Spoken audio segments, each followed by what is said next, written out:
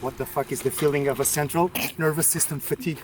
Either we are tired or we are not. Just go hard or go home. Like, who the fuck cares about central nervous system? CNS. Looks like a news channel in the US.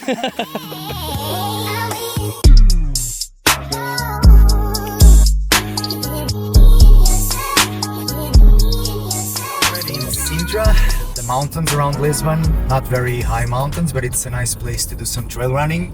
We're meeting Mr. A, Alex Honcevic. I'll try to push him. So this is supposed to be like a muscular endurance into threshold, so long hills. We're gonna run for like 3 kilometers uphill. But I'm sure that in some moments we'll turn this into a competition. This will be much harder than race pace, probably VO2 max pace. But yesterday we were doing a basic conditioning and we start racing each other. I lost, but not by much. It was good though to have it makes it a little bit more fun. Yes. I don't like to lose, but I like the feeling after that when you feel that you need to train more to be better. But with Alex, I know I will lose, but always in most of the workouts. But my goal is, I define, like I said, I can't lose by over, like yesterday, 6 seconds or 8 seconds. And then I give my best not to lose. That's that difference, and that's what happened yesterday. So today I need to make things even. The goal with the hills was to take him out of his comfort zone. I know that he's not used to train long uphills. I know that for HYROX this is also a very good conditioning. Overload your legs. The first hill was like 4.5, almost 5 kilometers long. Alex also doesn't know the place and the location where we were running. So that also adds an extra layer of the uncertainty. And that helps not just to build physical resilience, but also mental and emotional resilience. Is lactate tolerance, lactate clearance, and the ability to run under fatigue legs, it's really, really good. So that was the main goal of the first session that we did on the Sintra Mountains. We have agreed that I don't need a sports car because my house doesn't allow it. I cannot have a Lambo. And that's the only reason you're not buying a Lambo now. The only reason. Between 6:20, 6:25, that's the hour that I leave home. I don't like to work out in the morning, but I'm very, very creative in the morning, so usually when productive, from 6:40 to like for 2 or 3 or 4 hours, sometimes I'm always in my computer, and usually in a coffee shop.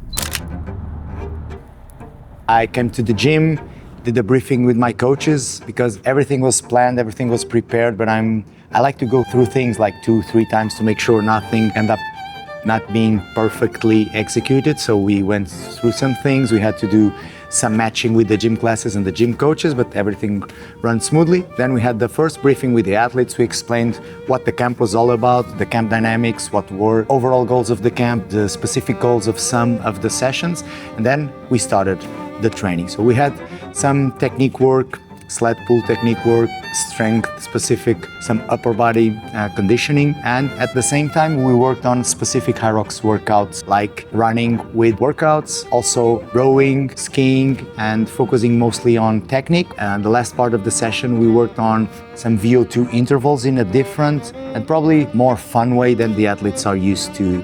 We are always trying to assess the athletes are assessing the coaches, the environment, the context, but I think that overall, we broke the ice really early into the day. Straight after the camp, you instantly went into work mode again, coaching a class after coaching a camp. Yeah, so I don't coach that many classes. I used to, but for many years I'm not coaching that many classes, but I coach religiously the 5:30 p.m. class at Thursday. So it's something that I know some people, they come to my gym as a drop-in just to train with me. I know that my athletes also sometimes they move their agendas just to be able to be in a class coached by me, and I don't want to fail them. I don't want to deceive them. So we ended the camp around 5:10, 5:15, and at 5:29 I was starting a class. But yes, it's part of my daily life. So, first day, wrap up. Very good vibes, good training sessions. Athletes are great. Some of them are also coaches, but they are eager and willing to learn. And that's the best part when you're a coach or when you host a camp, is that people are willing to learn and to listen. Day 2 of the camp, we're gonna do some running drills, some pacing drills, and then we're gonna go into threshold intervals. We're gonna do 5 times 4 minutes with 1 minute rest. Goal is to be threshold, so kind of race pace. And after that, we'll have a very nice and fun workout at the beach. The weather's perfect and the guys are enjoying it for now. That's how it's done?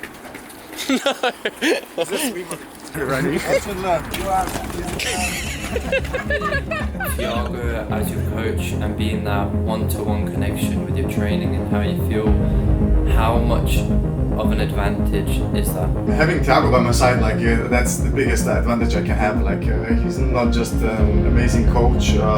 He used to also to be racing the elite and raced against me, and he's one of the best humans I know, and for sure one of the best coaches in this game. And having him by my side like means a lot for me, means everything. Like I had him by my side when I won the World Championship 2024. I'll have him by my side in Stockholm, and I think like we can repeat this from 2024.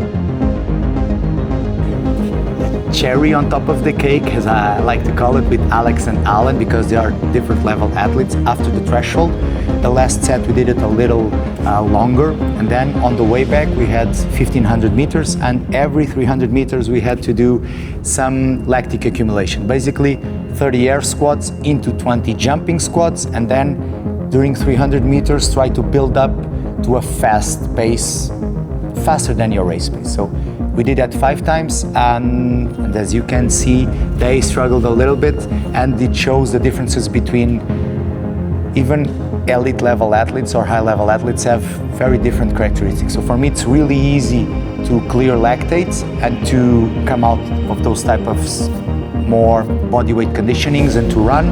Alan is like in the middle of me and Alex. Alex struggles on the first part of the compromise run, but then after 200, 300 meters is completely comfortable, and he recovers at probably very close to his VO2 max speed, which is amazing and impressive. And for HYROX, his performances show that's perfect. And then from there, we went to a beach conditioning, also kind of fun, hard. They were running, and between runs they were doing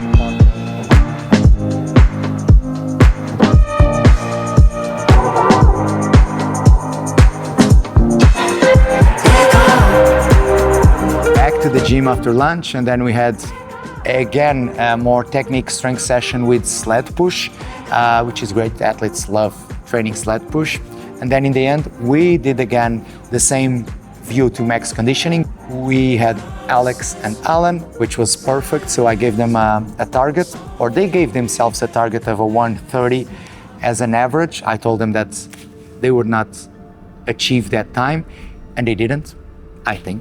They did a 1:31.5, so 1:32, that was the time that I predicted, because even being very experienced athletes, even thinking that they know themselves very well, myself as a coach, especially in the case of these two athletes, I know them better than they think or that they know themselves. So I knew that they could hold probably Alex a 1:29 pace, Alan a 1:30, 1:29, but then with the transitions, they would drop to 1:31, 1:32, and that's what happened. So coach wins.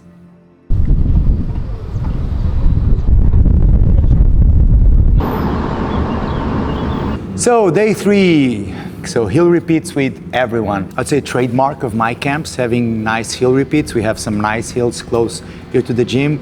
They are on regular roads in a neighborhood that's under construction, so almost no cars. It's really fun. We can have a big group up and down. The focus today was mostly VO2 max, so show to the athletes that they can train VO2 not only in the ergs, not only on a track, not only on flat, they can do it uphill and still work on their muscular endurance, so which is perfect.